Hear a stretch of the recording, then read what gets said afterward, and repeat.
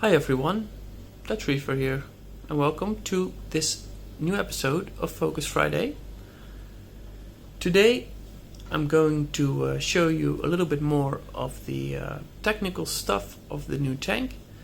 So I'll dive into the plumbing, the equipment that I'm using to get water in and out of the tank, and the pumps and the skimmer, so mainly the technical items that you need to maintain your reef tank. Since this was requested by a couple of you in the comments of a few of my latest videos. So let's start off.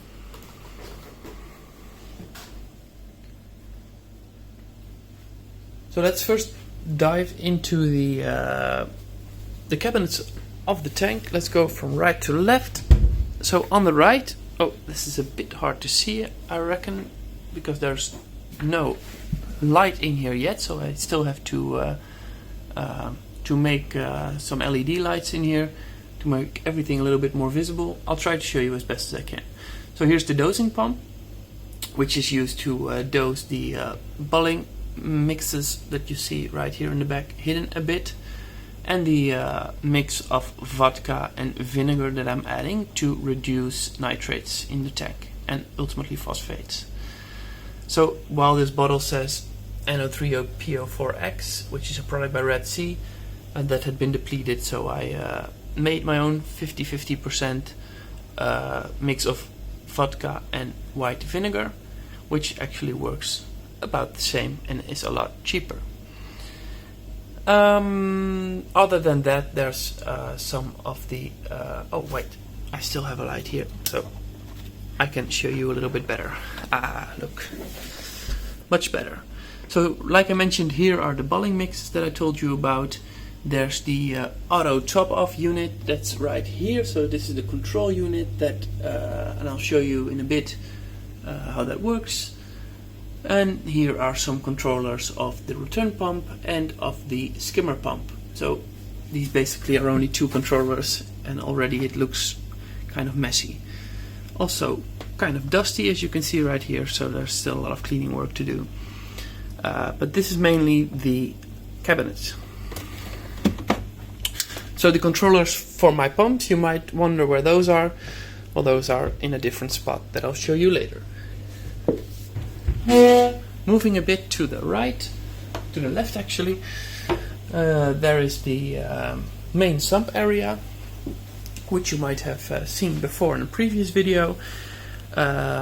This way you can see the sump in its entirety. It's quite a big one, which I really like, because then it gives you a bit more space to juggle with. And on the right here is the top off tank, which I told you about just now. I'll still use the same light to light it up a bit, so it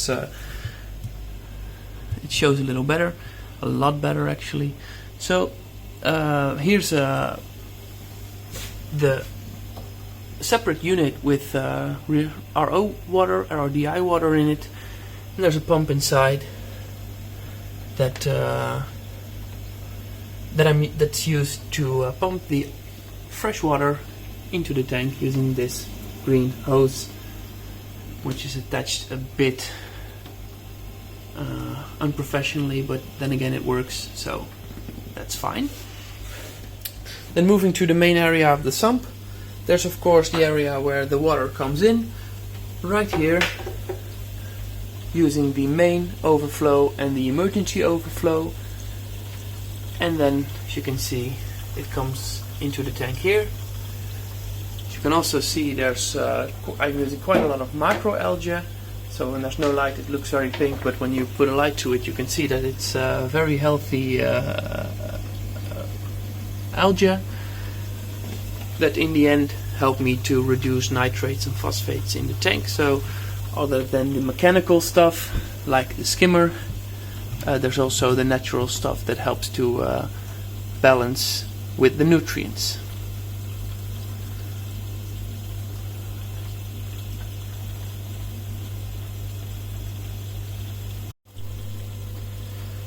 So as you can see on the right of this sump area there is the skimmer, which is an ATI PowerCone 250 IS, which has been rated to handle tanks up to 2000 liters.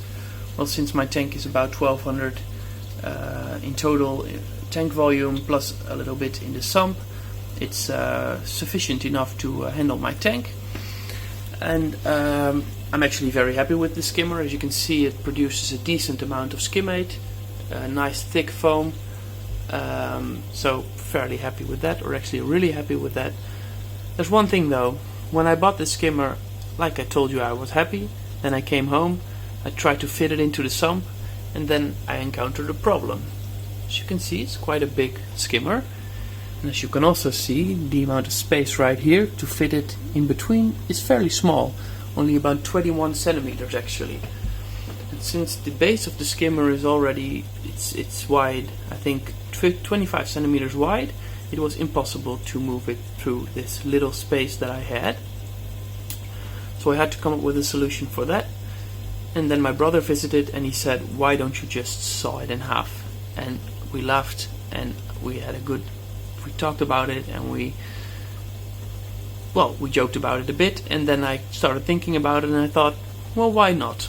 Let's try it. Since I had already bought it anyway, it was about 6 months old, 3 to 6 months old, so I thought, let's go for it.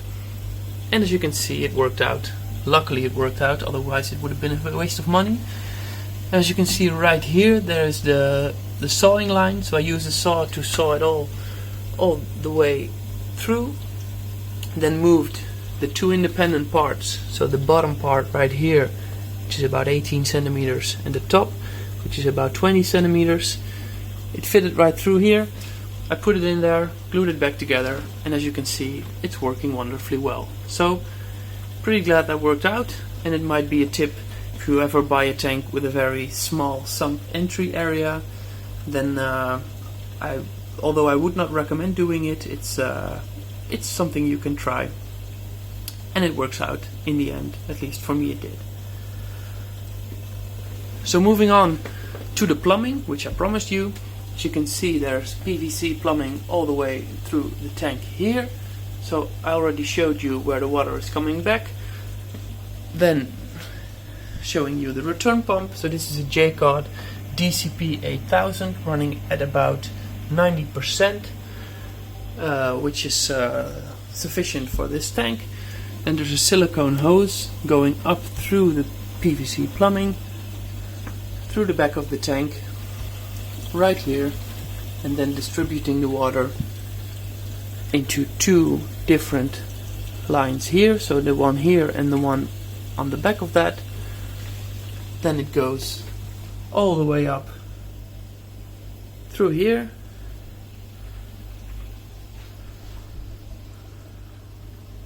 and then it exits through these two PVC hoses, one of them being on the far end of the tank right here,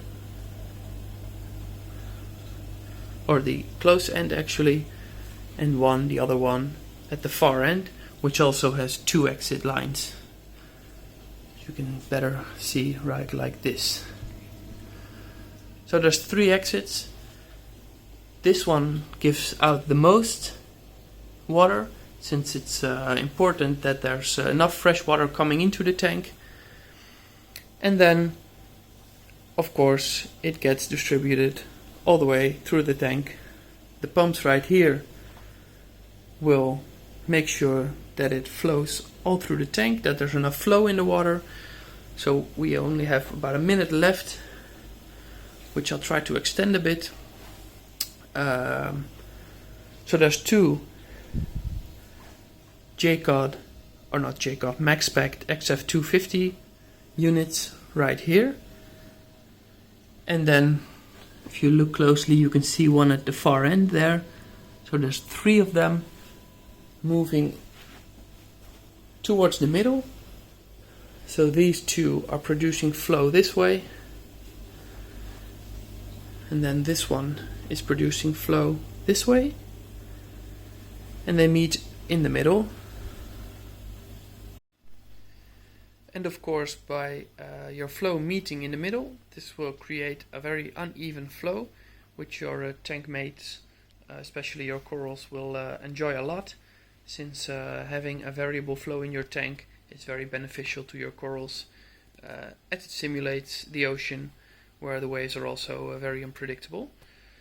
So to close it off, we discussed some of the technical stuff of the tank today. We went into the sump area. I showed you the PVC plumbing, the skimmer, the return pump, and in the end told you a little bit about flow.